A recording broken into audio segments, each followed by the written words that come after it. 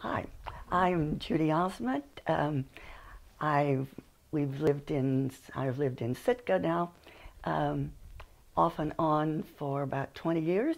I was born in Indiana in December of 1931, long time ago. So, I'm Jack Ozment, also born in Indiana in the depths of the Great Depression in 1930. Graduated from high school in Indiana. I went to Purdue University, which is also in Indiana. Did those things because they were very inexpensive to stay in the state and do such things back in those days. We have 3 children. The oldest one of our sons, is the oldest of our children, was in the Army when I retired, and he was stationed in Delta Junction here in Alaska, and we came up to visit them just to see what Alaska was like, and then we decided we'd try these volunteer programs that we had been able to find out about over the different parts of the country. And we had got ourselves pretty well signed up for one in New Mexico. And we're all set to go there. And they notified us at the last instant that they didn't have any place for us to live. So we found out about this program at Sheldon Jackson University, which was close to our family at that point, the family that lived up at Delta Junction. And we applied for that and were accepted. And we came here, we think in 1991 was when we first came here for that program. And at that point we were just staying in the summer. We'd come up and spend time in the summer. And as every year we came back because we enjoyed it, liked what was going on here at that point. it felt needed. And so we come back, and we finally decided we'd like to be here when the students were here, because we weren't getting to see any of the students by working only in the summertime. Summertime was when the school tried to get all of their maintenance done to stay out of the way of the classes. And they had church groups that came up from the south to do projects which were set up by people at the SJ. So, which is what we had been doing. But then we decided we'd like to stay and visit with the students, and we were able to do that. And as that went on, we lived on campus for 10 years in various buildings. We lived in Whitmore. We lived in where else? Whitmore. That was all. And then in the Kellogg, we had a kind of an apartment that we decided was ours in Kellogg after we'd been there so long. And then we began looking for it. We decided we'd like to live in Sitka, so we began looking for a place to live. Things were very expensive. We were on a very strict, fixed income at that point. I was retired, so Judy was retired also, of course. She had been working full-time before we had come up here. We had a very difficult time finding a small place. We thought when the mill left, you all remember the mill went down and the jobs all went away. We thought the housing market would open up and would become very, very good for a while. And it did for about 6 months. And it went down and came right back up. A lot of discussion about the damage that losing the mill did to the town, but I don't think it really ever did as much quite as what many of the naysayers thought it would do to the town. So we came up, and actually started that process, ended up finding a place to live, and been here ever since, enjoying it very much. So when did you move off campus? Would have been 2001 or 2. 2001, I think. We had been 10 years on campus. Yeah. So when you were on campus, you were working full time for the school? Yes, that was the arrangement that the what's called the VIMs had. You you didn't get a stipend, but you got your housing and meals, and you had a the first couple years we came, we actually signed a contract, and you were expected to work 40 hours a week and get so many you know, so many days off. And though what it was, in essence, the especially with maintenance, you were on call, you know, 24/7. But I worked, when we first came, I'd been working in a library. And so, of course, I went directly to Evelyn Bonner, which was an absolute wonderful experience. It was, but you had to really, because Dave would take a vacation almost, you know, all summer, go see friends, or she was in an international group, women's group, that she traveled every place. So the VIMs pretty well managed that library in the summertime, which was a challenge, but it was fun because it was always, you know, she had total, I guess, faith or total belief, confidence in that we would do it, and we did. But like I say, it was just a super experience. And after about 3 or 4 summers of doing that, I really wanted to get out of the building, because I didn't have, like Jack he got all over campus all the time and knew everything and everybody. So I worked then in the business office for a while, and then I got to be the fill-in between the coming and going of other places. So I worked in administration, and I worked in the bookstore, and I think I was every place in every job except child care or Hames. So, which, thank goodness, so that was it was a lot of good. The one I really had the most fun with was just the last 2 or 3, 4 summers that we were there.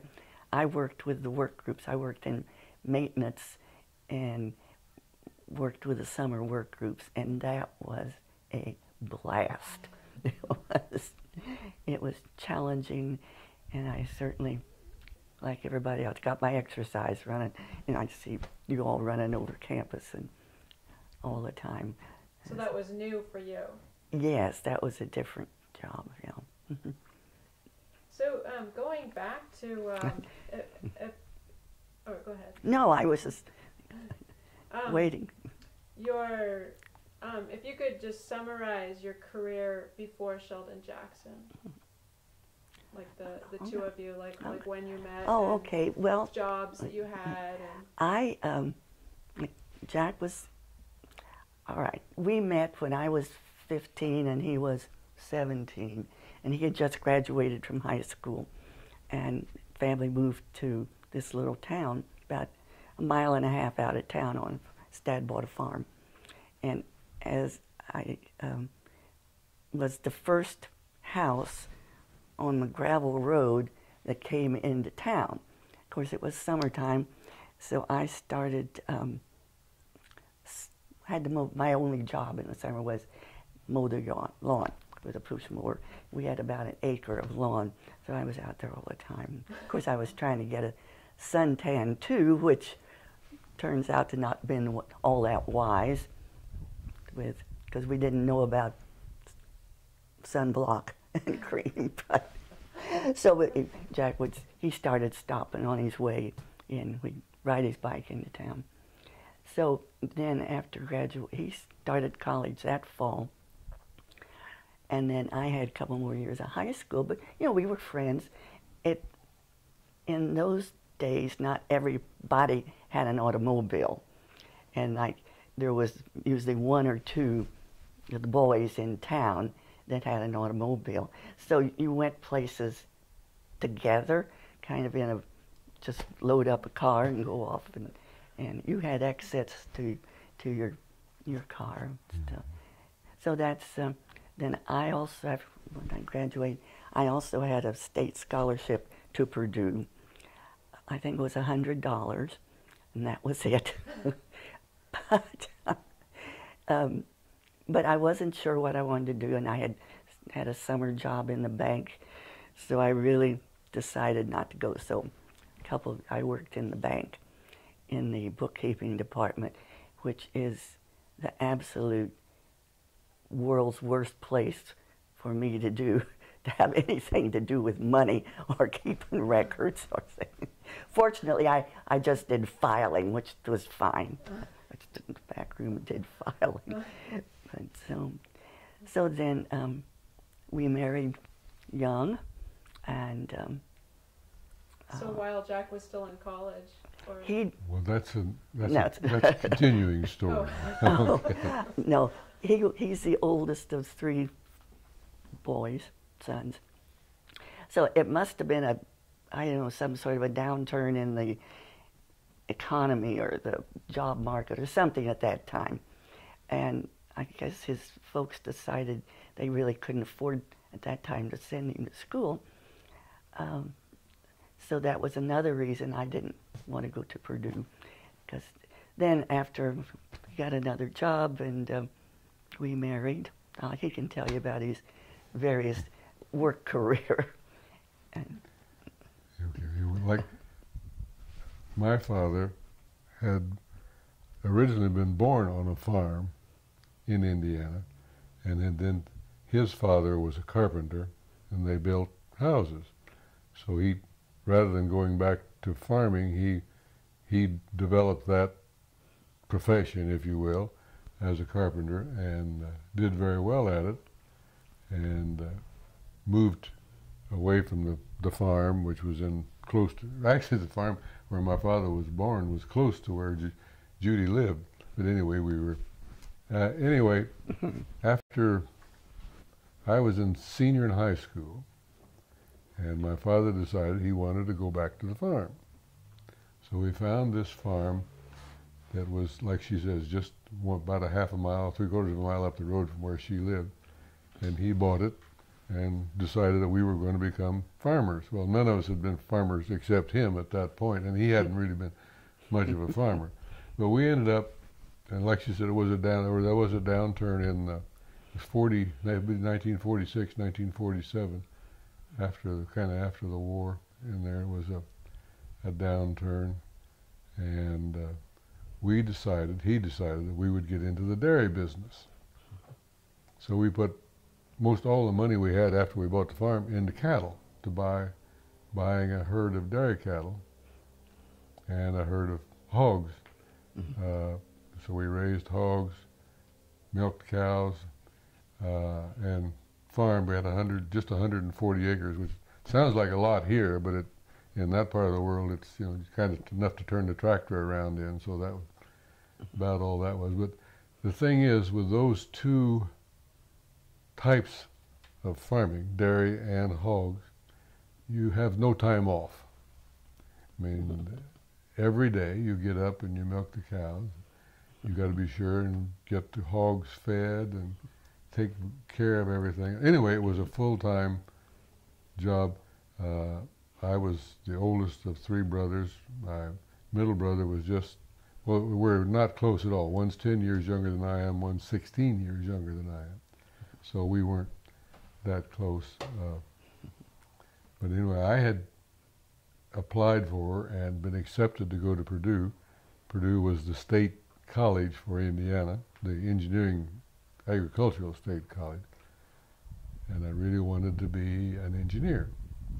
And got into school, no problem. I had one of these I had won a state scholarship like Judy's talking about. It was worth $100, $100 a semester. Okay, tuition was free because it was a state school, but you had to pay your room and board and buy your books and such things. I'm going to put a little wind screen on this one. I'm picking up some wind from the mic. Oh. Yeah. The wind. Yes, it's a new one for me, but it's a little accessory. Okay. There, so, sorry. So anyway, as we continued trying to become farmers, we found that we couldn't make enough money on the farm to keep our family going. You know, 5 of us, family living.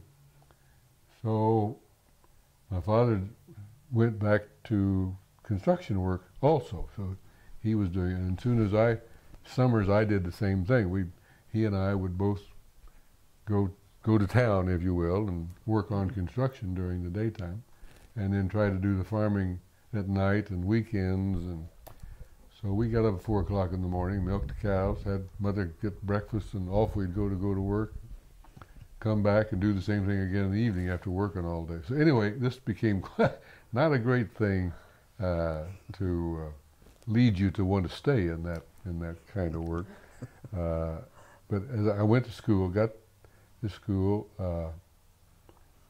had first year went pretty well as far as I was concerned. But then, like I say, we weren't doing very well in the income range, so the room and board was pretty expensive as far as we were concerned back in those days. So I had to drop out of school. And I got a job then.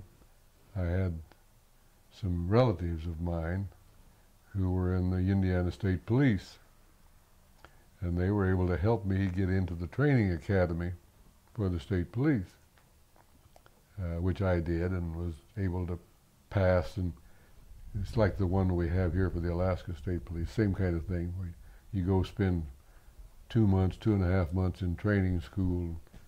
Anyway, I came out of there and became a state trooper in Indiana.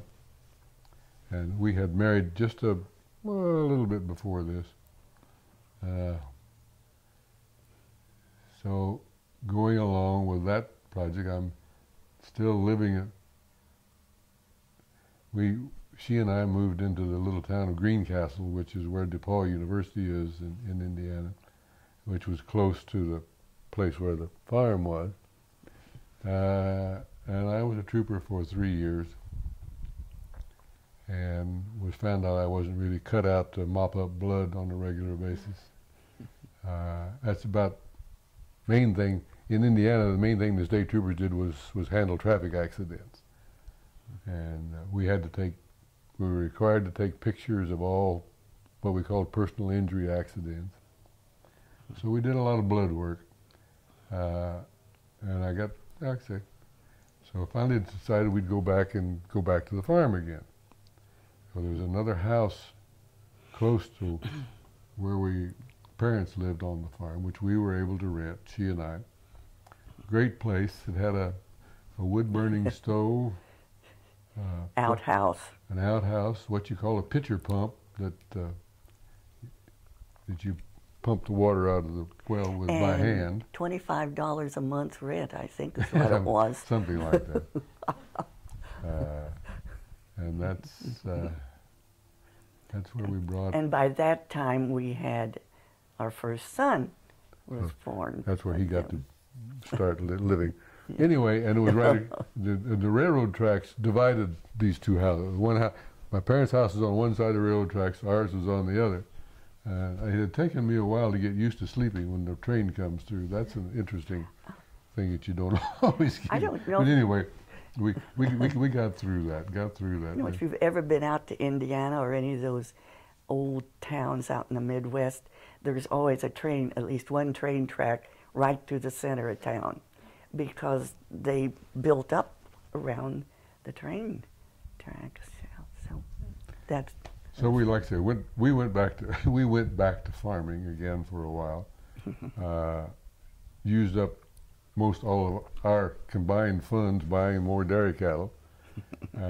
Let's don't talk about that. No, but talk about that. And, you don't want to record any arguments or just ever people. It's therapeutic, maybe. So there was a kind of the second avocation, I guess.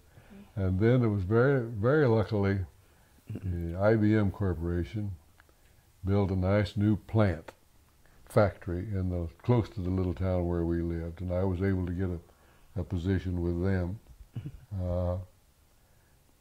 Back in the day, I made $40 an hour. I started out making $40 a week with IBM. And when we did real well, we got a 5-cent raise.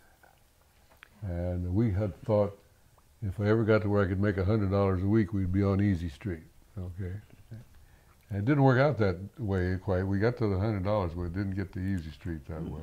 But the company was great for me. They and had for great benefits. outstanding benefits. Outstanding.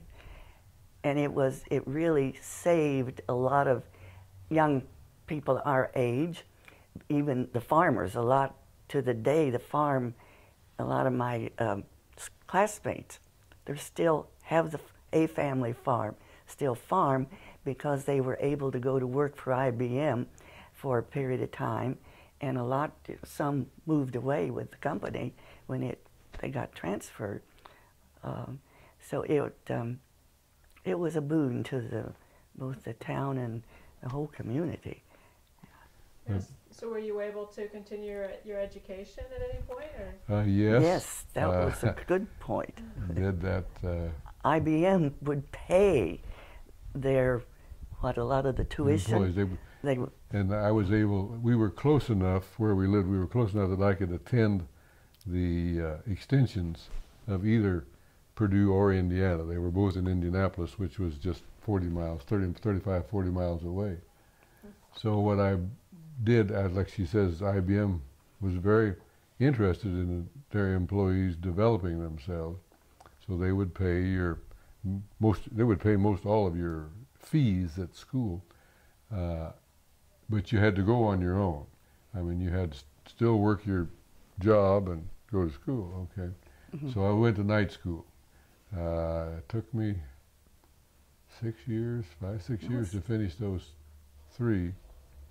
Got done. It did, like I said, help me with the company and got me to move along into new positions. And I did come out as an architectural engineer.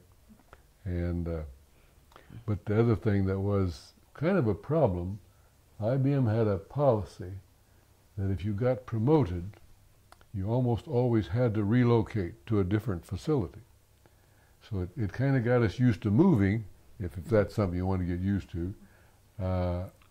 Children weren't too enthused because they had to change schools a lot, though, too. But anyway, it got us around the country. We lived in several places. But now they think it was really to their advantage to be able to move and be, adapt, because they had a lot better experiences than they would have had, staying in. It was kind of expensive for the company. One time we owned 3 homes in different places. Actually, the company owned 2 of them because they would buy them from you. They would take over your payments to try to sell the houses, to help you, because they really wanted you to move. But we got to see different parts of the country that way. Moving around. But anyway, this worked fine. We got through this. Good life, went well. I retired fairly early. Worked for IBM for 34 years. So that was my 3rd, but much longer avocation, if you will, vocation. What years did you work for IBM? 55 to 84, I think, something like that. I have to think about that a minute. Well chosen years, I think. They were great because it was a great time. If you had any education, it was a very good time for a job. A lot of jobs were available, and if you had any... especially engineers, it seems like... You could get a job most any place, really, and they wanted to keep you, so you did very well with if you were ambitious and would continue. And every place we moved, I could go to school for another 6 months or another year, and trying to get to a master's degree. I've had plenty of hours for a master's, but I never could get any one school who would finally give me a master's, because I got them from so many different schools. But it was very, anyway, like I say, our older son at that point was in the Army. He actually was in the Army for 25 years, retired from the Army. But he was up here, about the time I retired, had just come up here. And like I say, we came to visit, liked this part of the world.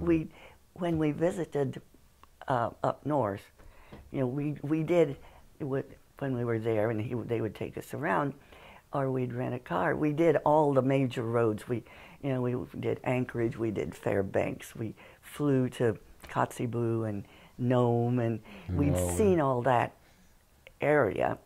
And when we did then have the choice of pretty much of where to apply with the volunteer program, because the program was through the Presbyterian Church, because of course SJ had been started by Presbyterian missionaries, and they had programs all over the world, actually. So, but we didn't want to go overseas because you were pretty much required to go for 2 years, and we didn't want to do a first volunteer effort. We didn't really know, you know. It's not something you're sure that you'll fit, or you know. And we didn't want to. We just didn't want. So, our pastor, local pastor, said, "Oh, go to Sitka." He said, I was there when he was in college. He had brought up a church group, kids group, like a high school group, and they'd come to Sitka, and he talked about they had climbed Mount Edgecombe. He remembered all of that. He said, if you find my sunglasses on cruise off, you know, bring them home to me. So after the choice between Santa Fe or here, the way it worked out, we always figured, you know, we'd come here a couple summers or 3, and then try to, you know, maybe work out to go to Santa Fe, because it was a, you know, really good place and a good program there. But I commented earlier, it seemed like every summer we were here, we could see there was a need, especially for, you know, people that had some skills that fit with what they needed. So we just kept coming back to the point where we just sort of felt like maybe we belonged here, I guess. Well, this school would not have existed as long as it did without the VIM program.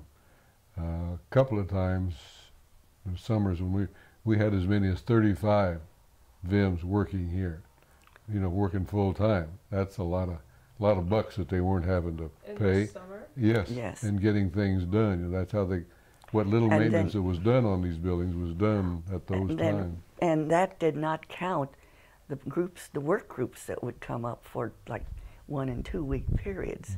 When I was in the business office, one of the managers there, for her annual, I guess, report to the trustees, had me estimate the amount of money that our work and summer work groups generated, taking the state list of wages for, you know, all these different jobs. It was one thing, I really enjoyed doing that, but it was close to, I think, $500,000 at that time.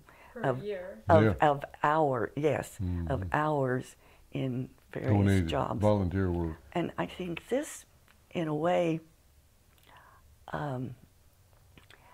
sort of maybe made the townspeople feel a little resentful or wondering why we were there, because we were doing jobs that they perhaps could have done.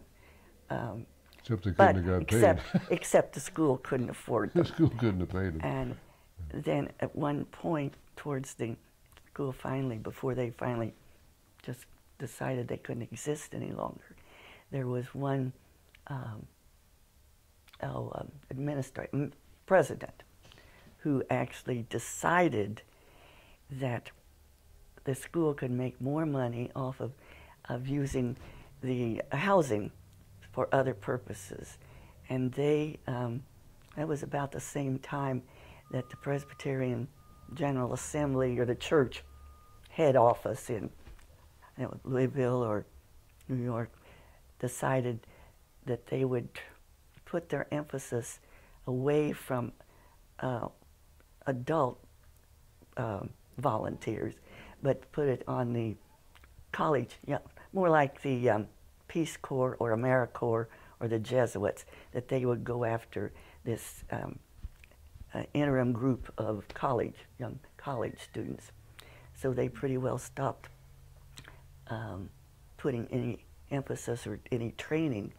And then along about that time, I think Anne Strain was, you might want to interview her if you haven't, was heading up both the volunteers and the other, what they call enterprises which was for the school. Haynes She was excellent, but the school needed volunteers, so it got away from pretty much anybody that wanted to apply from other church. You didn't have to be a Presbyterian, but you needed a reference, some pastor or priest or someone. But it got pretty loose, desperate, but there kept being fewer and fewer volunteers, and fewer and fewer summer work groups too. So it's. And that was because so this was. It was a combination of 2000s, or.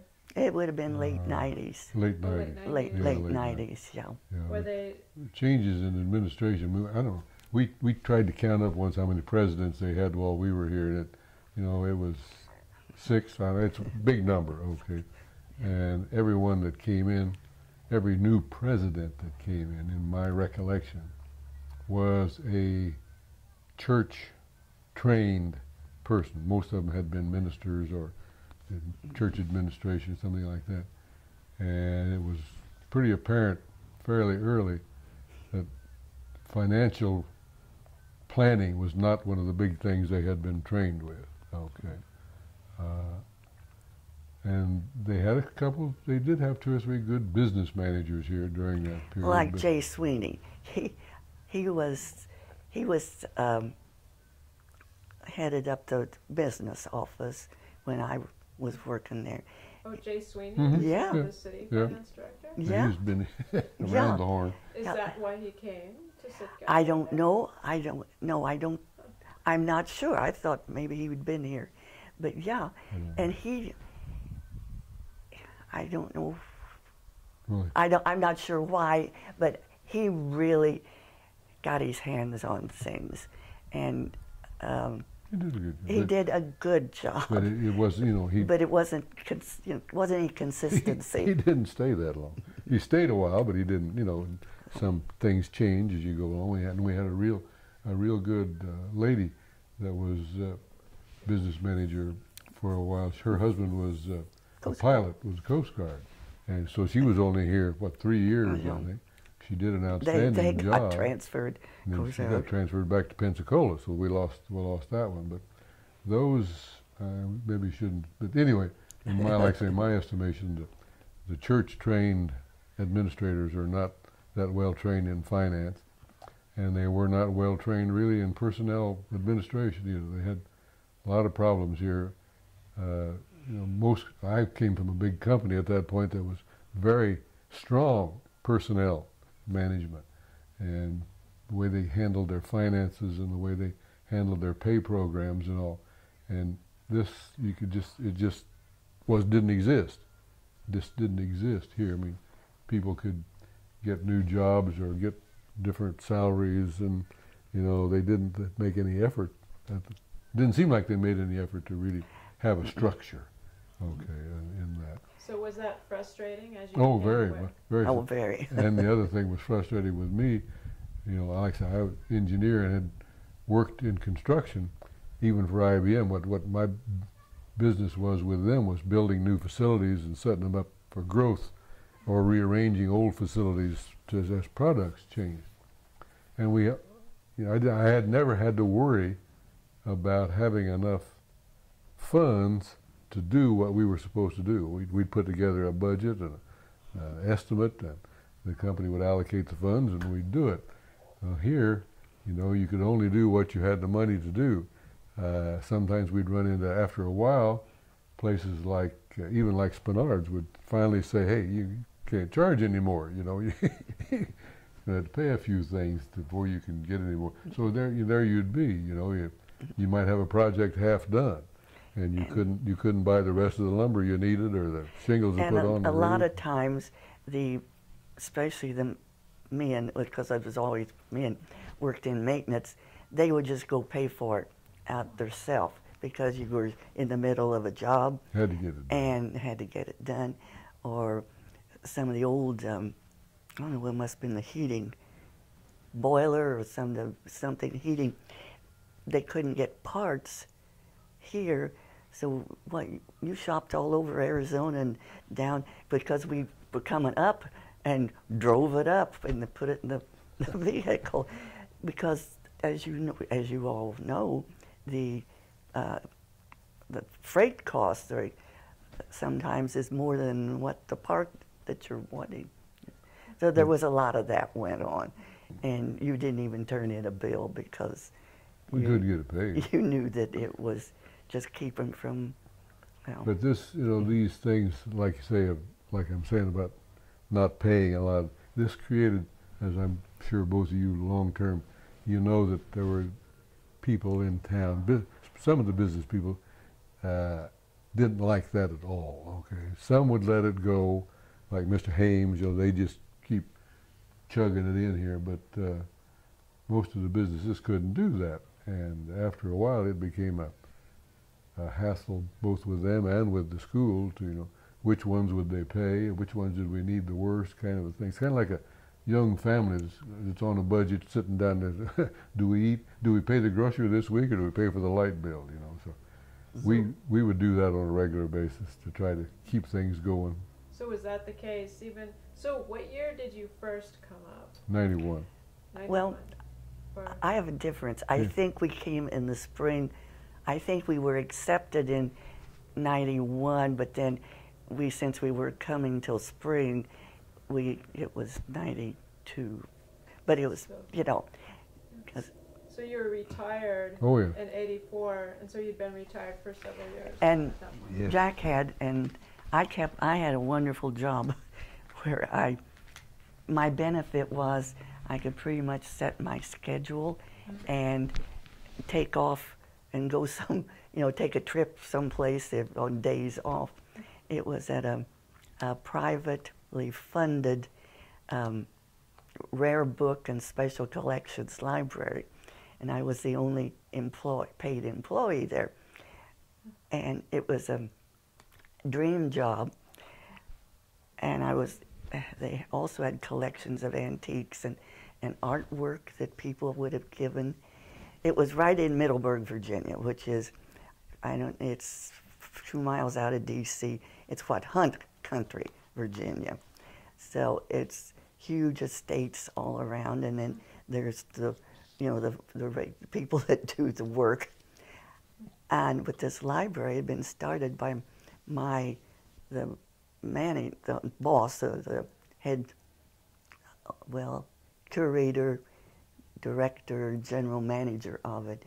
He had been master of hounds in several organizations, and he had, of course, he was not wealthy, but he had a lot of wealthy friends who had these collections, of books, particularly books that they had acquired over the years, and so they would give them to this library.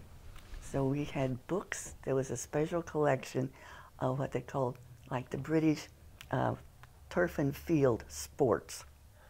So also they had paintings. They had stubs and munnings and paintings, and they were housed in the basement of a building that had been built in 12, I think it was, a historical building right at the edge of Middleburg. And the ground floor and the upper level was the publishing site of a horse magazine, a very well-known weekly Chronicle of the Horse was old company. But we were in the basement. So this old building was furnished pretty much with antiques that belonged to the library, and but it was a great place to work. I really had fun. I was always learning something or other about art or horses or history or. So was it open to people who were members, or was it open to the public? It was open to the public, but was non-circulating. If you wanted to come, and a lot of people did do that. Research. They could, come day after day and do your research. My retirement date was 89. I think I said 84 while it was 89. Oh, okay. So I kept on working. Little difference that for about 5 more years after Jack quit. After he retired, he didn't quit. That's after he Better retired. term than quit. Yes, well, that sounds better. Yes. During that time, I had gotten interested earlier in a program run by the 4-H clubs in Virginia that had to do with, well, we called it handicapped riding. It was now they don't call it handicapped. Now they call it therapeutic. Therapeutic horseback riding, but it was a program using horses, mostly small horses or ponies, and we would give pseudo riding lessons to mostly young people who had all serious disabilities, both mental and physical. Yeah. And we even to blindness. We had some blind children also, and I had gotten very interested in that. Yeah. There's a national organization for it. It was called NARA. Then it was National Riding for the Handicapped Association, and American NARA. Anyway, I became a registered instructor in that, and then had helped start a program like it in the county where we lived in Virginia, and kind of did some traveling to help start other programs around the state and such things. These programs had a physical therapist who did planned the actual the exercises and things that were done, and that particular organization required that there be a physical therapist, direct the program, and we had to have written programs just like they do in school, curriculum, what this child was going to do, or how he was going to progress, and it was a great program. We also, our daughter was very active in 4-H, and she did happen to have a small, actually called large pony, which she had outgrown, but then there was another horse. So they met on Saturdays, so we would trailer a horse along, and the whole group went, and so it was. So you've been involved in giving back. We've been involved. I was thinking, I guess, all of our lives, really, because I guess our parents were. Because I grew up, the only thing we had going was 4-H in the little town, and Jack was a scout. So when we became parents, it was just natural to be, take our kids to do things, like we did Little League and scouting, and I was a den mother. I never. Coach and the brownies, and then brownies didn't work because our daughter had been going to Cub Scout meetings with her younger brother. Her older brother, but and when she got in brownies, she didn't, this isn't any fun at all. They don't do anything. We don't go camping. We don't do it. So were you? So did you attend church? So you're both Presbyterians? At that time, yes, we were. But not regular church? We Well, now, yeah, regular church attenders. We didn't always go to the Presbyterian church. I was I was baptized Methodist. There were only two churches in our little town, and you were either Methodist or something called the Christian Church. It was just called the Christian Church. Was it? It was the Disciples of Christ, I think was what, but it was called the Christian Church, like none of the other ones were. And then out in the country, there was a Baptist church. So, but yes, but then after we moved a couple of times, I guess when we came to Virginia, I was summertime, and I went to the Methodist church a couple of times, and it wasn't as welcoming as what the other churches had been. So this Presbyterian church had just started up in town as a mission church.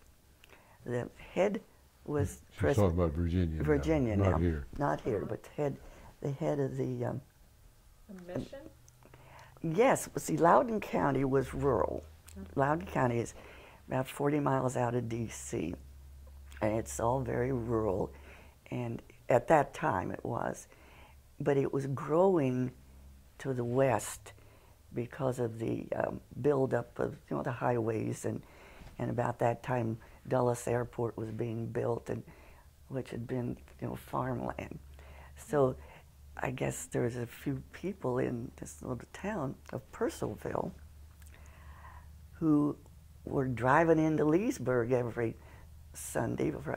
So it was started as a small church, and I think there was only about 26, 27 member families when we joined, and it just suited us. It was a perfect place. So then that was how we got But we've always been involved with church. Our families have, and we have some way with church, whether it be rural churches, but I was baptized in a stream. That's just the way we did it in the little church. In the church I went to, the regular swimming hole, we went there and had our baptisms also. That's yes, we've been involved with that for ever and ever. Do you remember some of the?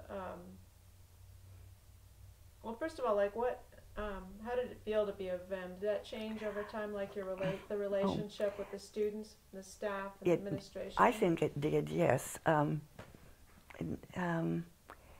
we first came, of course, it was brand new to us, and that particular, I don't want to say season, there was a huge number of the on-campus VIMs that it was their first year also.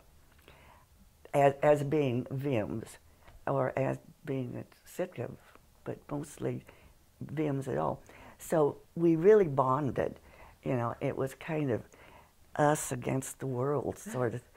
It was, and it was great. And we're ones that are, living. We're still friends today. This bunch.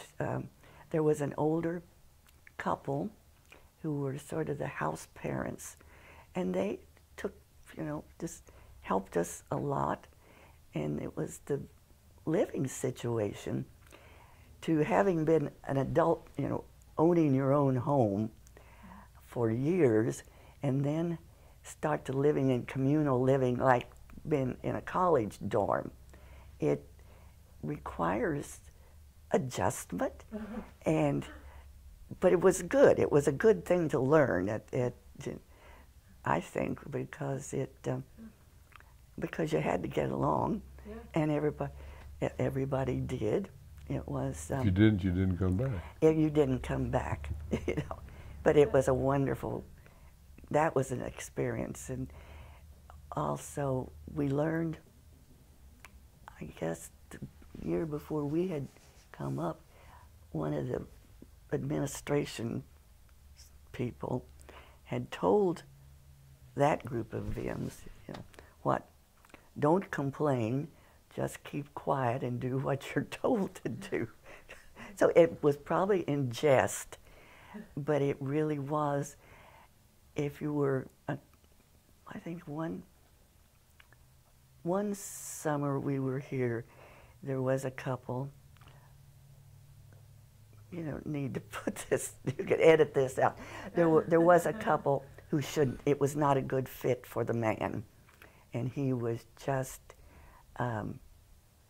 all the time such a problem that they were asked to leave because it was causing dissension and upset at work and everything. So by the other VIMs, or what was the relationship with the actual college staff? Did you feel like they were far away? Well, we were pretty much. First, they were. Of course, my only staff person for a long time was Evelyn Bonner, and she could not have been more supportive and beloved, I think, of everybody. But we worked directly for the program. When we first came, the program was run by one of the vice presidents. See that I didn't. Smith, I think his name. I'm not sure. Oh. He was in charge of the volunteer program.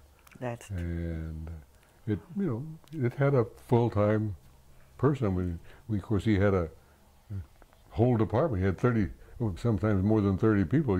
Just VIMs reporting to him the whole summer. And then we'd have these every week. We would get a new work group in, so we would have 20, 30, maybe 40 additional people coming in from churches.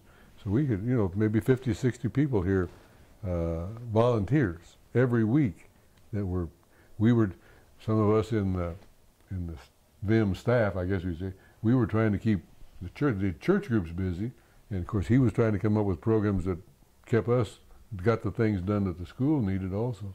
So it was a big program. I mean, you take 50, 60 people, trying to keep busy every day. It's a big program. And you were saying that over time, that focus support went away. It seemed to. I think, well, with the lack of funds, I guess, and the lack of direction towards the later time that we were there, we pretty much set our own. I felt we were very independent, and maybe it's just because we just assumed. Most of us have been here longer than the staff. That's true too. At one point, Jack and I, there was only one. She's still here, Kathy Newman. There was Jack and I and Kathy Newman, and we were the longest time on campus. So this was like late 90s? Mm-hmm. Yeah. Mm-hmm. Or even early, 2000. Mm-hmm. But like I said, it was a big because program. the other, people, of course, like Rose and had retired. They was and Chuck and Edie, but actively on campus, we had seniority.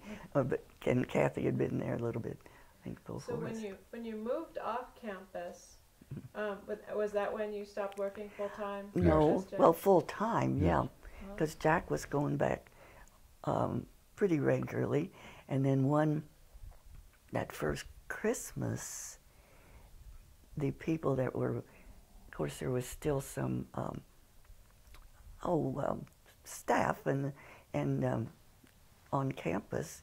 I ran the post office over the Christmas vacation and all. So every day, so they could get their mail and their Christmas cards and presents and stuff. So you're filling in. We would fill in, yeah. Wow, and then what else? And then you were doing other stuff outside of the campus after. Oh yeah, I was. So what? Sorry, what year was that again? That you stopped working full time here? 2001, 2002. Probably 2001. Yeah, neighborhood. Like, yeah. Mm-hmm. So do you remember that, so there's a big crisis at that time where they came close to closing and then they had to That was about the time when when the board of trustees, had made it. Well, I was going to say tentative. It wasn't really a tentative decision. They made a decision that they were going to sell off more property. They'd been using property up until then. They'd been using a lot of the property to pay bills with whenever they could, and because they'd become what like people say about themselves, and they were land strong, cash poor. So they were using property to pay off what they could. But the board of trustees had decided to tear down the Allen building, for instance. That had been an earlier thing. A regular decision that had been made. And the only reason it didn't get torn down was because they didn't have enough money to hire a contractor to tear it down. So and that's when your father got really involved in that Save the Allen building program, and we started this historical group here to do that. But that had gone forward, or was going forward at that point. We, as far as the, I don't know what you call it, the turning point, tipping point, whatever it might be, it just became fewer and fewer students. They could not, at one point, if I recall, the budget was $16 million a year, and they had 100 students. You just can't, and practically all those students were on some kind of tuition help. Hardly from the school. From school or someplace, but hardly any of them. Very few of the students actually paid their whole fees, if you will. And you just can't run it. When we first came here, the man that was president then, Kelke, was president when we first came here. He had a meeting with us, of course, to welcome us and all that, and said that his plan was to get 500 students. He thought if they got 500 students, that they could exist. Okay. Well, we never ever got close to that in all the time we were here. We pushed 300 one year, but we never did quite even make that. Actually, at Mount Edgecombe High School had more students than we did practically all the time. If we could have got all of them to come here, we'd have been pretty good. But we just couldn't. They just couldn't. You can't live like that. I mean, they had got some good grants. They had some good backers, like Mr. Hames and the Hames family. Got the building. We got Sweetland, and we got the dormitory built. But those things can't. They're not sustainable. I guess that's a new word, good word. Not sustainable. So when did you first become, or when did you first come to that idea that the school? Almost. I think, I don't know about Jack, but from the very first, it was always kind of a tipping. There was a sense that, I think that's one reason we kept coming back. There was a sense that, we're needed here. And because every year there was this hope, it was living on hope and prayer. Prayer and loans, I was going to say, but... Yeah, loans. I got loans from the Presbyterian Church. Well, and then the General Assembly or the General Church also, that period of time was low on funds. They were, I think, almost all, mainline churches were, losing members and, having to cut back. And it became very obvious and that it was not just going to last. That I really got very angry at them, especially when they closed the way they did. They should have closed. They should have announced it, and announced like a year earlier, and had done it right. It was just horrible the way they did it. But I don't like I said, I think they just, most, maybe a lot of them just felt that, you know, prayer would get them through. And so are there, if you could just list a couple of things that you're really glad you were part of here? I mean, things that stand school. out that you were glad to have been Oh. a part of, or just Well, yeah. high points or pictures in your head. Yeah. I think the students, I think they had several, what few say, they would never have gotten through school where they lived. They were ones that came from out of state. And many of them are back in town or have come back, you know, and they have fine degrees. I think that was a wonderful thing. And basically the people, both the the staff and the tremendous students love and support, and the community. That's why so many of us came and stayed. Just being a part of the VIM program, I think was really a big thing in our lives, at least. Excuse me. That we made a lot of good friends. We were able to see what you could do by cooperation. Things you can get done if you don't have hardly any funds, you can still get things done. And we felt, the VIMs pretty much felt, until things got real bad, that we were helping keep the place open. Okay, for the students, like Judy just talked about, students that really couldn't have gone anyplace else and been college students, and it was fun meeting the students from up further north that come in here and see these trees and would become claustrophobic. They couldn't stand all this stuff around them. They weren't used to that. And it took a while to get them, loosened up and back. And a lot of them would go home. They'd spend a year here and go home for a year and then come back for another year. They couldn't they couldn't take it. Steady diet of it. But meeting them and the VIMs, we made good friends with some of the staff. Like we worked closely with Stuart Dinslow for several years, and he was a good friend. He and wife Maureen. Yeah. But yeah, that's the people, and we're really happy we got to come to this town.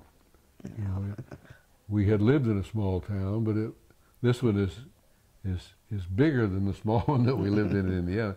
But it isn't as close. The people aren't as close. If you can take off in Indiana, you can just jump in the car and drive to Indianapolis, okay, or drive to Chicago if you want to do. Here you can drive to the end of the road and sit and look at the water, and that's about it.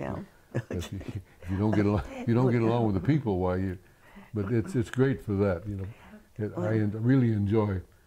Of course, my little time on the assembly helped out, but most of the people in town can call you by name, and that's I really like that. Some people may not, but I like that, to be able to know who you're talking to. Good memory or good experience of one of many. A group of us one weekend took the ferry and went to Angoon to stay for over the was the Labor Day weekend, I think, and we had a place to stay. But Angoon is really tiny and tribal pretty much, and we were walking through town, and people kind of wondering, who are these people? But then when we went, that was probably a Saturday, we went to the little church on Sunday, and as soon as they found out we were from SJ, we were family. It was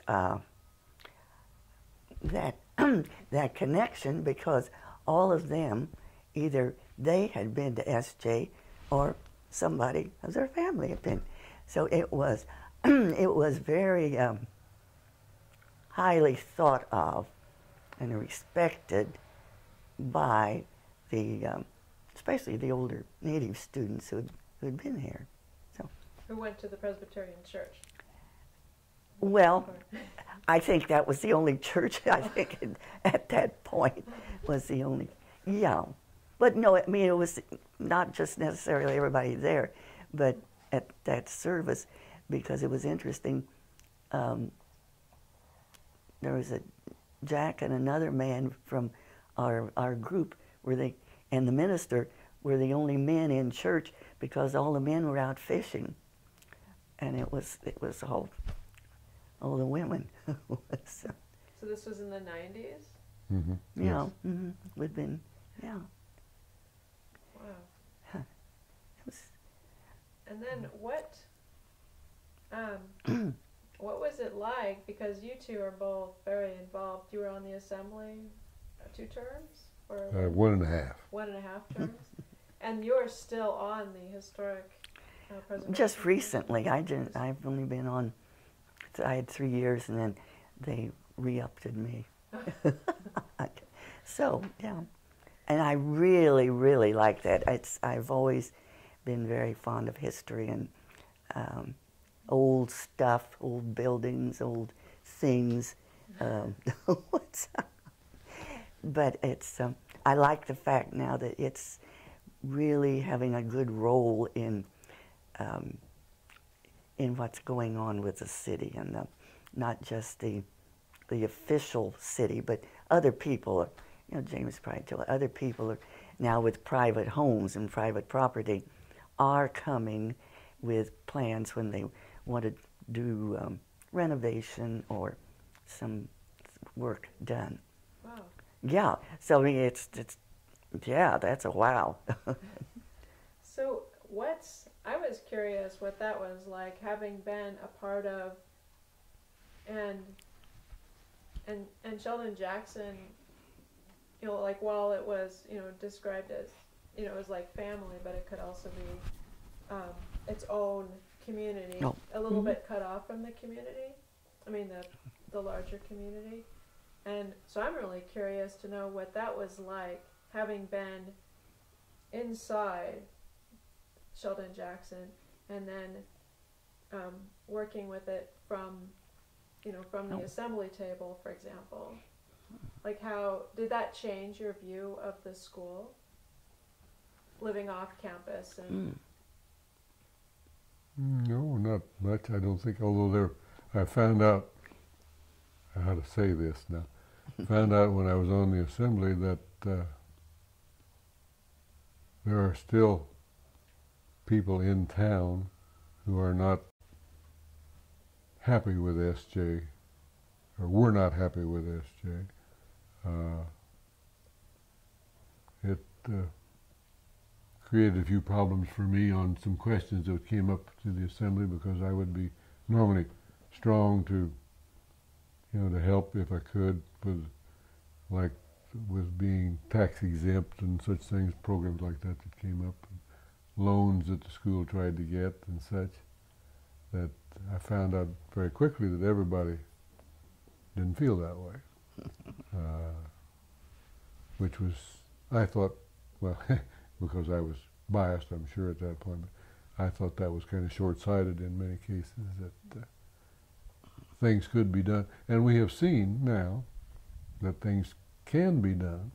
You know, I was very concerned that this was going to end up, this campus would end up a hotel, you know, or something like that.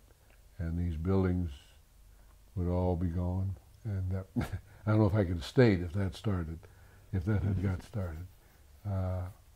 But I'm sure now people, I think most people, at least in town now, are aware that the Fine Arts Camp is certainly a big addition, great addition to the town. This is probably the best use that could have been made of this property.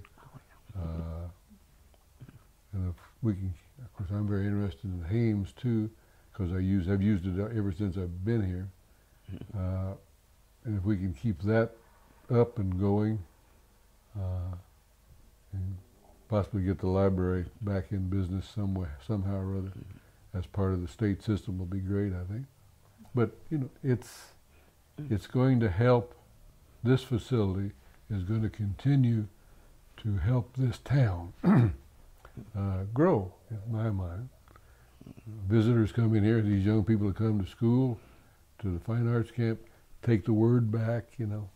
It's a great place for people to come to. We'll increase our, if nothing else, our tourists. I'm not sure I want to increase the tourists, but I think it'll help from that point of view. Well, I think the people ask me, you know, what do I think of the camp being here, and what's going? They say what's going on out there. So I think I'm absolutely thrilled. I think I think what's going on now is another phase of fulfilling the mission that the school was started for, which was, you know, education and development of young people. And I think it just couldn't be better.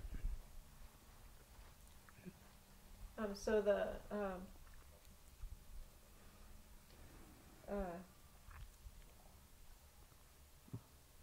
let's see.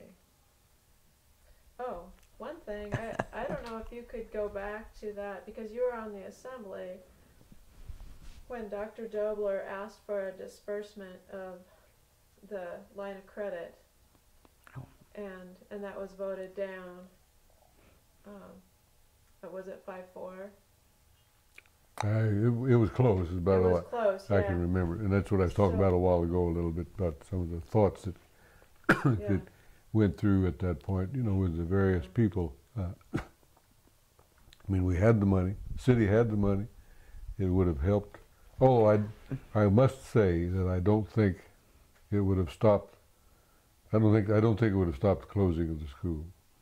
It might have made me feel better for a while, but I don't think it would have stopped the erosion process that was already well downhill at that point. But yes, I was on at that point. And it was a kind of a tough decision, even on my part, because I didn't think it would save it, you know. But I was also concerned that it gave the appearance that the town was not for maintaining it either. So it was a close call. Excuse me. Yeah, that is a tough situation. And then how did you, so and then after it closed and the size of their debt became known, was that, were you aware of what their debt was at that time, or was that a surprise, or? I was pretty well aware of it, really. I'd worked pretty close with the business office and with Mr. Dinslow, like I said, and we pretty well knew that what the problem was, what the size of the problem was at that point. I was, even the time when I was in the business office,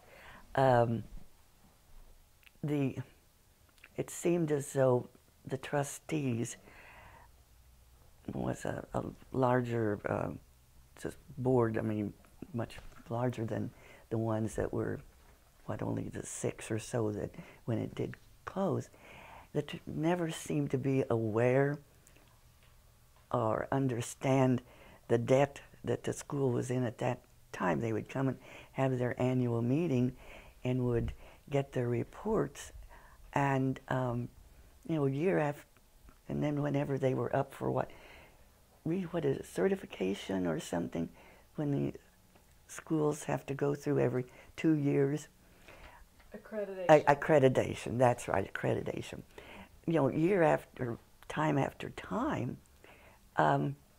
they would be given like a temporary, they would be put on notice, you know, do better, because we may not extend it 2 years from now.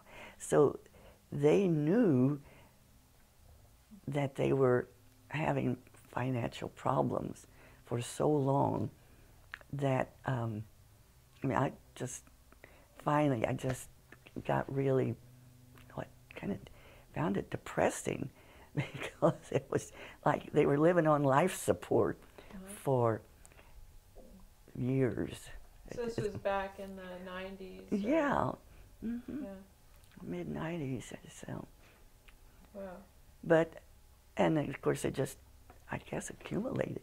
But what would happen when they had a payment due that they had to pay for, at least then, somebody would give a gift, or there would be an estate that would come up.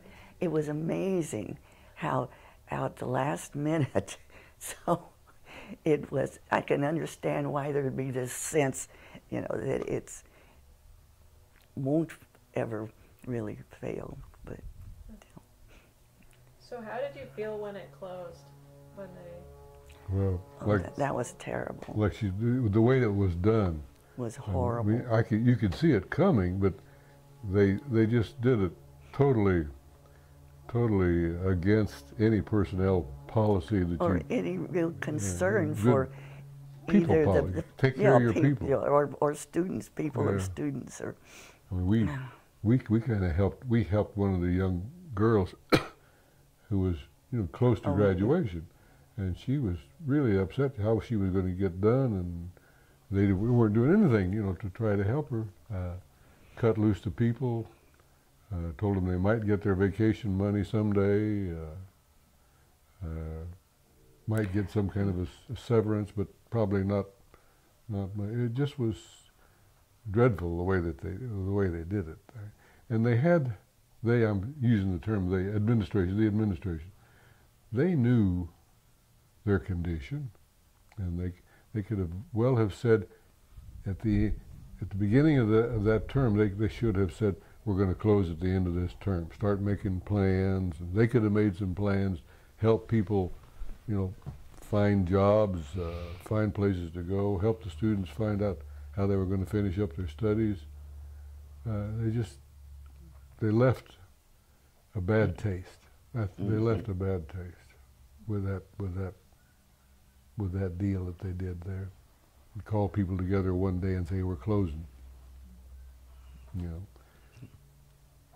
it was not good. But like I say, and they knew it was going to happen. There's no way that they could stop it at that point. But just didn't do it well at all. And I'm getting on down my list, or actually going back. Were there any particular transitions in administration that you recall? Because there was. What do you mean? Changes in administration that made a big difference that you recall, or were they all just different in their own ways? Or?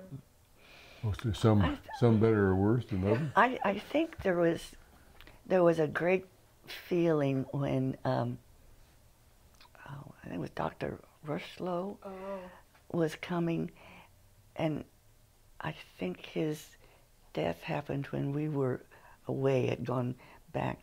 But, you know, I think that was a blow that was hard maybe for the school to get over, both, well, I don't know about financially, but was just difficult. And then... yeah, because he had developed such a good record at Edgecombe, and they thought that was really going to maybe get this back on its feet again. If they could get those same things working here, and that was very depressing. That threw the whole place in a depression for a while. I don't remember now who came on after him, who the next one was, next president. We had three pretty closely there. Yeah, or Dr. Cameron. filled in. That was right. for I remember. several years. Yeah, that's true. As a Mhm. co-president, I guess. I liked him because he would walk through the business office, and I suppose maybe all over campus. Almost every day, he spoke. He recognized you. He spoke. I think that was his personality. I suppose he's like that. Well, I mean, he still does, but he really seemed to be a person, and I guess I obviously took that position, but for his business ability. Then there was another one that was, well, they had a big one that had been a minister from another denomination, and a big installation and all, and he left after just a few months because he had not been aware of the financial condition of the school. Is that David Meadcock? No, it wasn't David Meadcock. No, it wasn't him. No, that was not the name. But there were several people that were hired in administrative positions in that whole time frame that didn't know what they were getting into as fine as finances and not being able to do the programs that they had presented as what they were going to do. Oh, yeah. Found that hard to believe, at that time. How could anybody be interviewed and look into and take a job like that and be able to send instead of, I didn't really know how bad shape you were in. Where were you? Oh, okay. Yeah. Amazing. Or just that sense of optimism. Not being a part of the committees, but yeah, I just don't know. Yeah. That's why a friend of ours made the comment. I've never seen a pastor or a preacher yet that could run a business. And I wondered too. This is just my own theory, but having grown up Presbyterian, we're really bad at talking about money. It's a cultural thing. Huh. I don't know. I thought maybe that was more of a Midwestern thing. You don't talk about money or sex.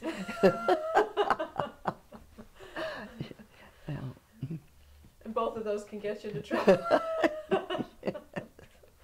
Quickly, seriously. But I will say, our Presbyterian church in Virginia, he was a good businessman. He really was. He had been, I think he'd been in training for an engineer, and then later. He had personal problems. Well, put him out of business. Well, all right, we're not going to talk about that. That came later, but he did. He was good, and I do think that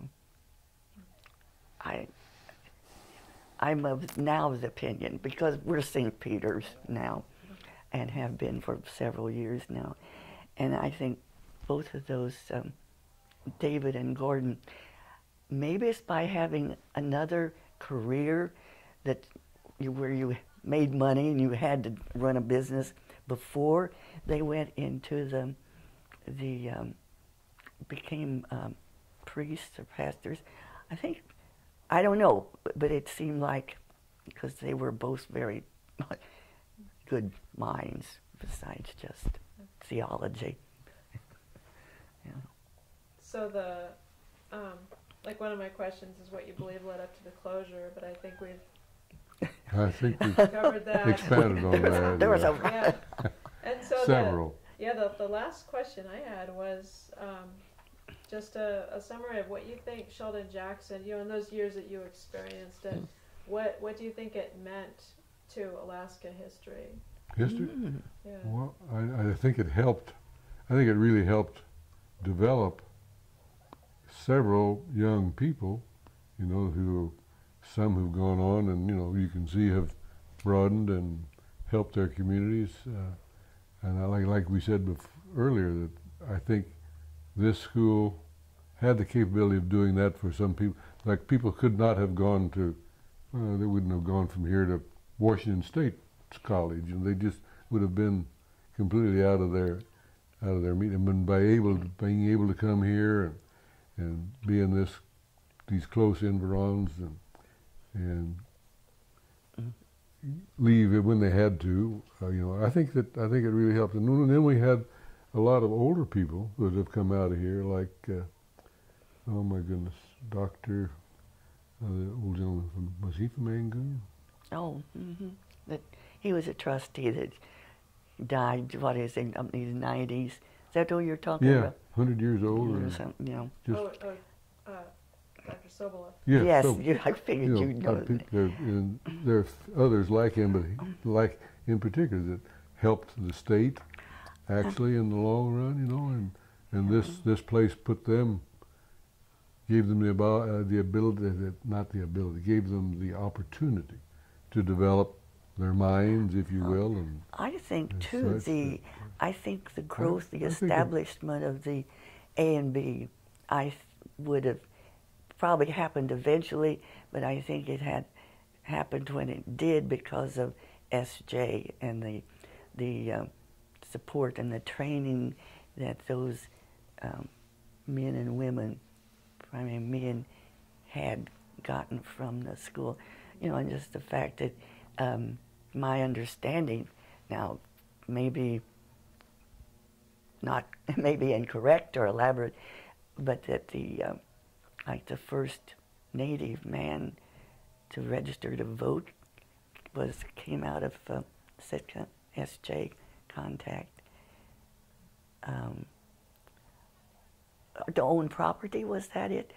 When the cottages were built, and they were built for the students, young married students, or the men going to school. And in order to own property, legally, you had to be able to, read and write, and this is their quote, not be a pagan. Right. Well, so Yeah. I do think that the school, even though the missionaries get bad-mouthed a lot for making students speak English, rather, they might have had the wrong method, but I think their motives were good, and I think a lot of good came from that influence, I guess. Right. To get the tools to change the law. Yeah, you know, that's a good way of putting it. Yes. Yeah. Yeah, it's, But if you, like Judy said earlier, if you travel around the state, you know, and talk to people, like Nome or Kotzebue or places like that, you'll always find people in all of those places who have some contact with this school, and it has helped develop them or their community. Of course, back in the day, but there's still a lot of them that have come out too. But influential elders, you know. yeah. So I think it had a great benefit over time. It just ran out of I really think it ran out of a need. Actually, you know, there became a point where when you like 80 people, I think we got down to 80 students once. That when you just that's not enough to And so do anything. So now the Fine Arts Camp and the programs that's going on the campus now is meeting a need that it's current. It's a real need, or they wouldn't get the support from the various groups that it has. or maybe if the focus now is on the public schools so that kids can go to college, So they don't need a Sheldon Jackson College. Like give these young people now the tools so that they can apply to any college in the country. They certainly so they can. don't have to go to See what you mean? a Sheldon Jackson. I yes.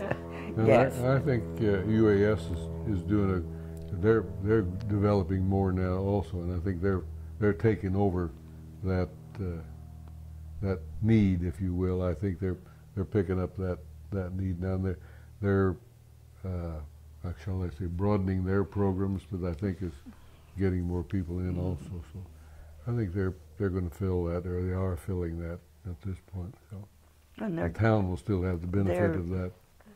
They're, I guess, partnering with, I guess, some high school students can take college level courses while they're still high school, so, which is, perfect. And then doing more of the, what do you call it, say, the,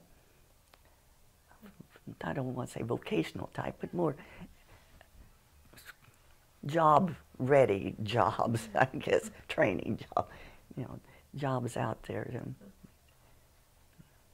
Wow. Yeah, I've We're windy. what was that? I said, we're windy, aren't we? No, it's yeah, I've gone through all the questions I had. I don't know if you'd like to. I would like to, I think I told Alice, talk about the dual benefit or the multiple benefits, side benefits, unintended, of the work groups, because. I have 1 minute left on this. Okay, tape. well, I'd like to change tapes. Oh, So okay, sure. It will be all of the piece.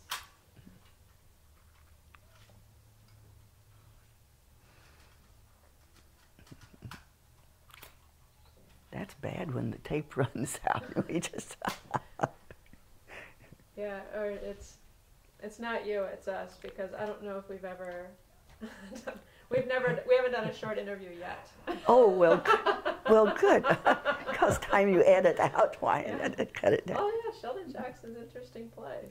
And you're writing a book, I understand, or putting together something in. Yeah, well, these will be archived and so available to the public. Anybody wants to study and learn about Sheldon Jackson. Okay. And then it'll be this winter. I'll have sort of a draft narrative, and then eventually I think it'll be sort of a short book. Just the history of Sheldon Jackson through oral history.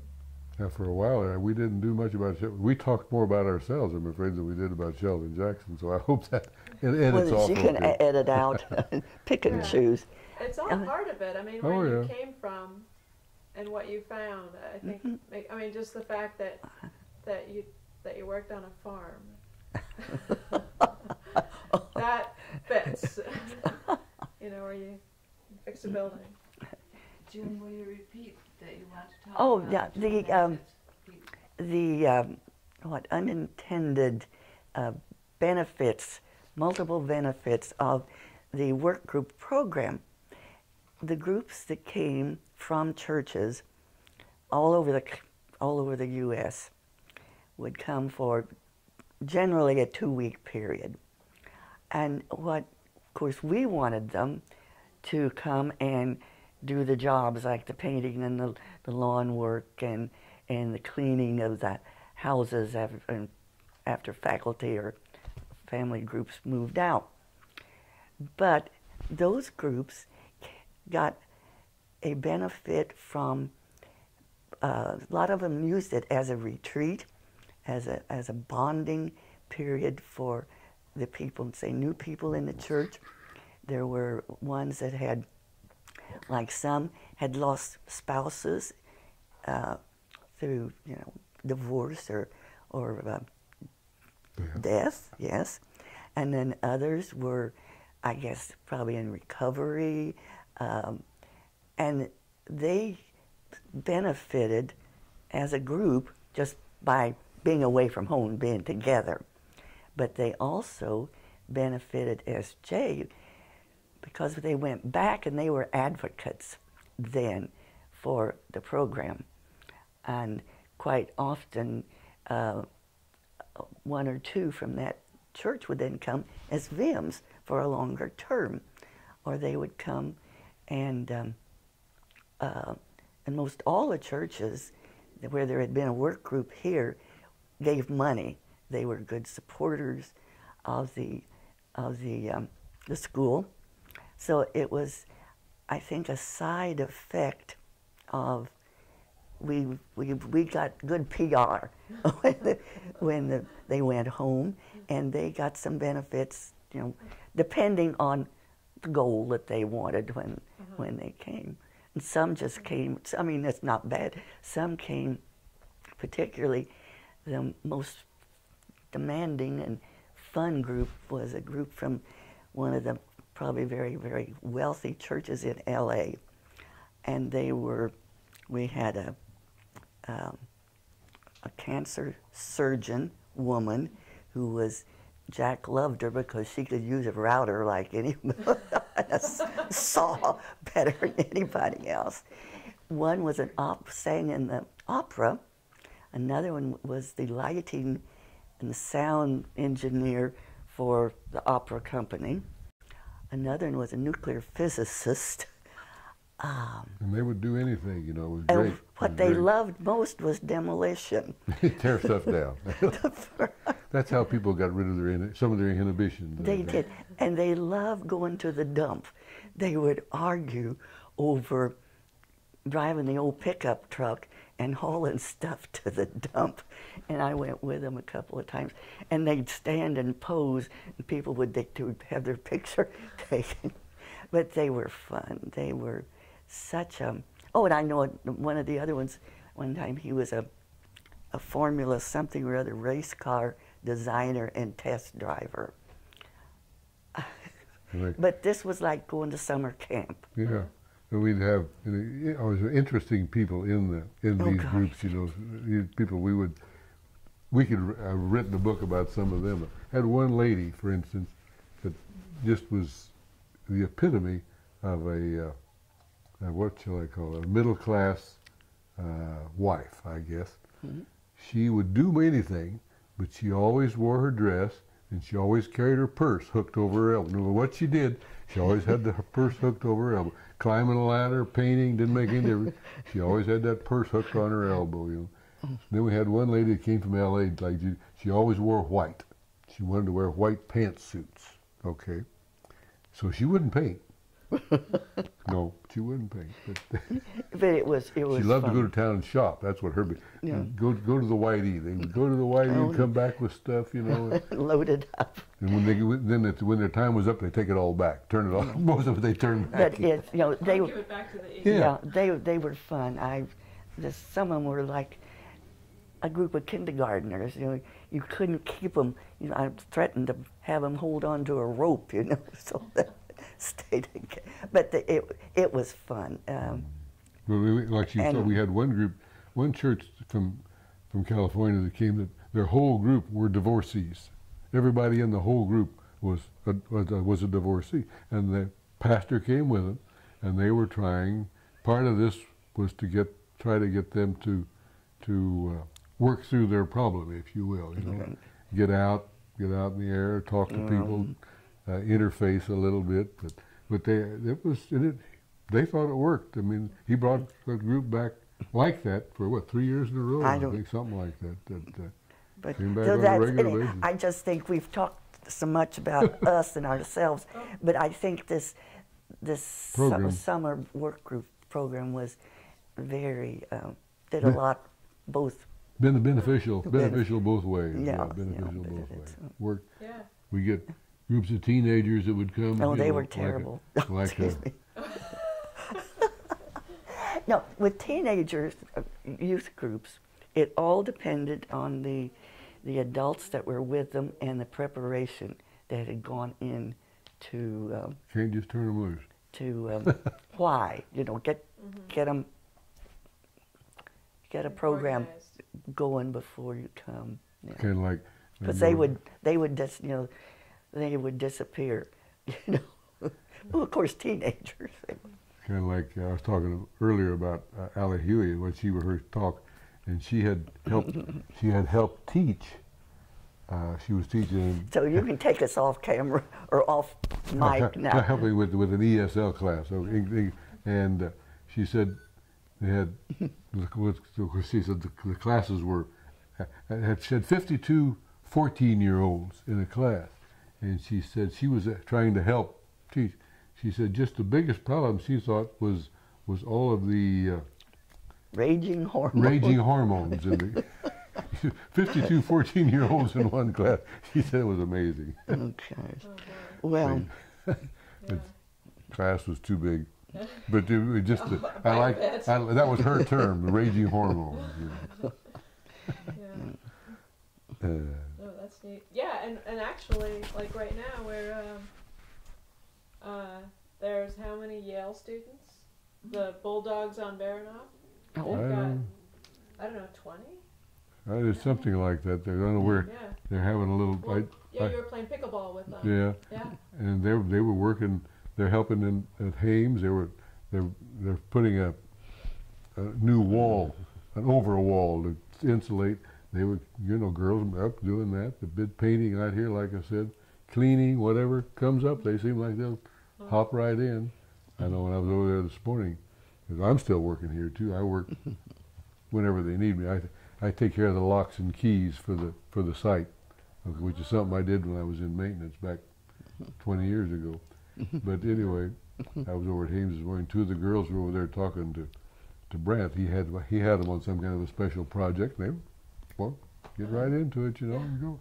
It's amazing that the help we get in town from these groups like the AmeriCorps and the Jesuits, and we always have had some.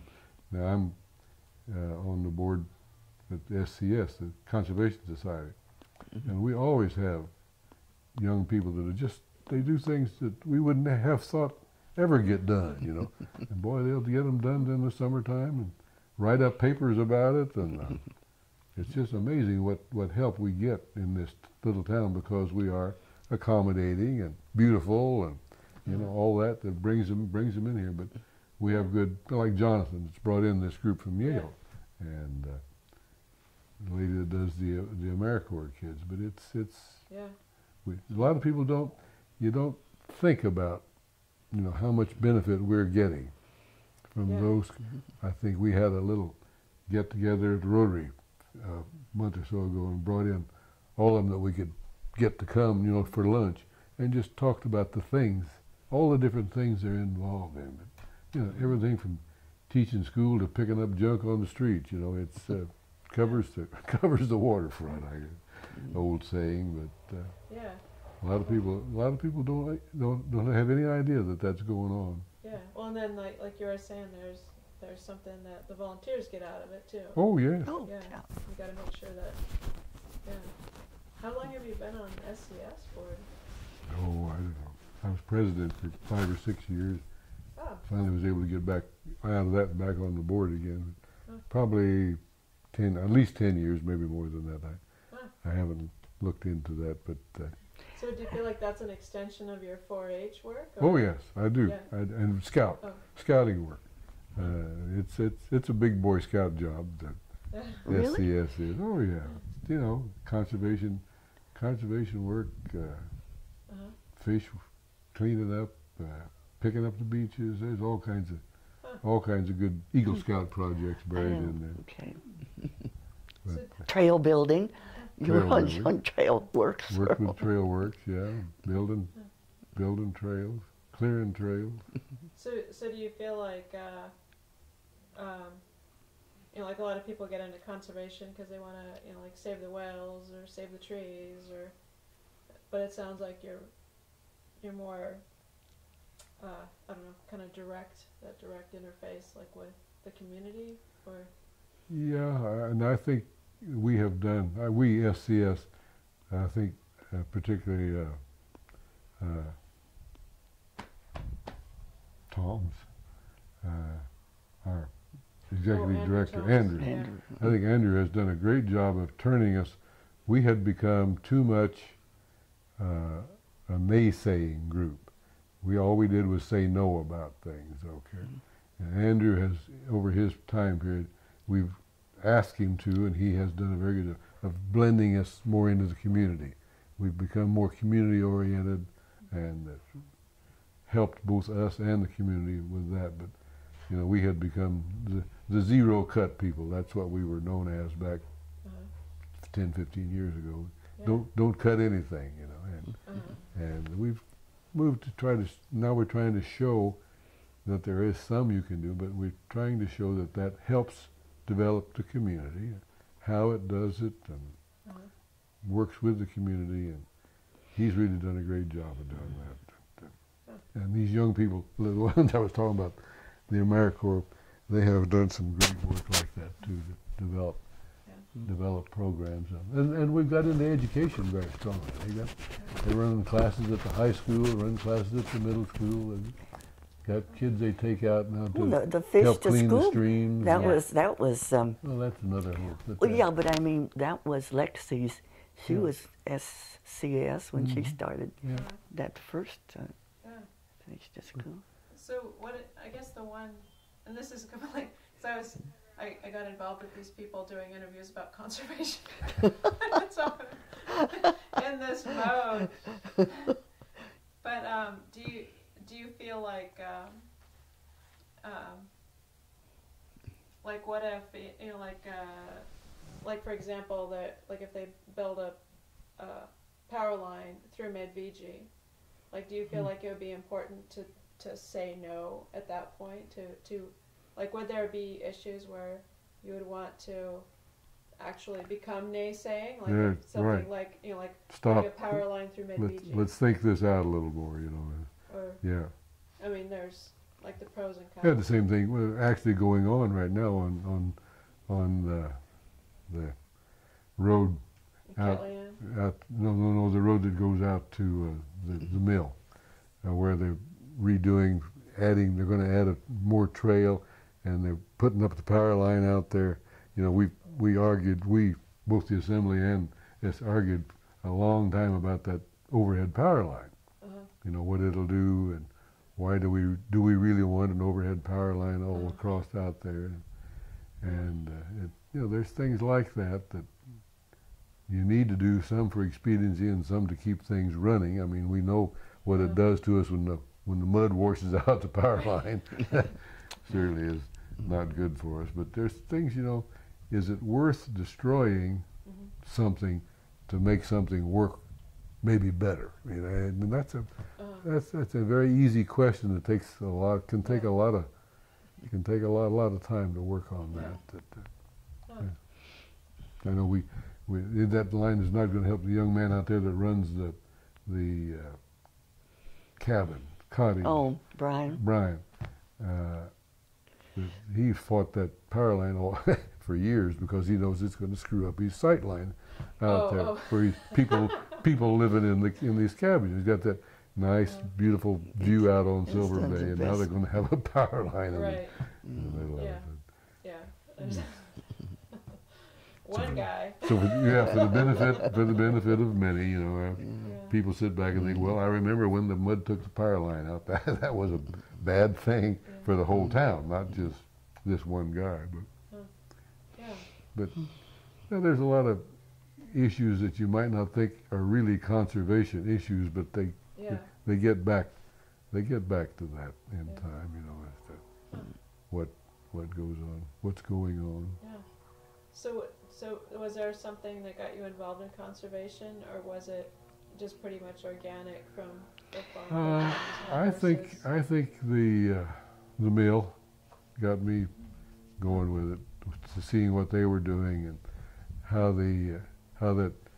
what their off-all fumes were doing. You know, just that whole. You remember when the mountainside went gray out there? That whole mountainside behind the mill, when we first closed it, the inspectors wouldn't allow anybody to even eat any berries off the ground out there. You know, it was, and I'm still not all that crazy about how long it's going to take to wash that up. But that was it. So just seeing that plant that was not being run the way it should. And the deal, the 50-year deal, really was what turned me on. That they were buying trees for $1 a piece out there. It was If that. dreadful. Yeah, or even if that. Yeah. And there was kind of a continuation of the Boy Scouts too, you know, that keep the place looking good, keep the trees green. And, Wow. Neat. Yeah. My dad had, there was called a conservation society, and what they really did, the bird hunting was big in central Indiana. quail hunting. Quail hunting and some pheasant too, Yeah, but we didn't have any of that. they had what in town was a group, of course all men, called the Conservation, club, I think it was. They didn't, and they would, Dad had built these little things in his store. Brooders. Yeah, what do you call them? Brooders. Brooders. Chicken brooders. Chicken Little- brooders. And he would get he bought hot little boxes to bitty keep baby chickens in. baby quails that were about this big and pheasant and raised them, and then they would, take them out and turn them loose. And that's, Conservation. that was conservation. We repopulated the bird, and then Sure. further, And other places in this was Indiana, there were little fish farms to raise, I don't know what kind of fish, but turn them out in the lakes and the streams. But the license fees were used for true conservation work But also. that was my first sense of what conservation was. Right. Where before it got real polarized, Yeah, I Oh guess. yeah, oh yeah. and, So and the- maybe now The it's. so-called tree huggers and the Yeah. But also we had in our house, there was a great big tree growing right out by the road in the front yard. And when Mother and Dad decided they were going to build a smaller house on one floor level, there was some people came to look at this place, this house, and they commented the first thing they were going to do would be cut down that tree. And I don't know, but my parents didn't sell that property to them. And that was my first thing. Oh, you don't cut down trees. Yeah, conservation starts at home. I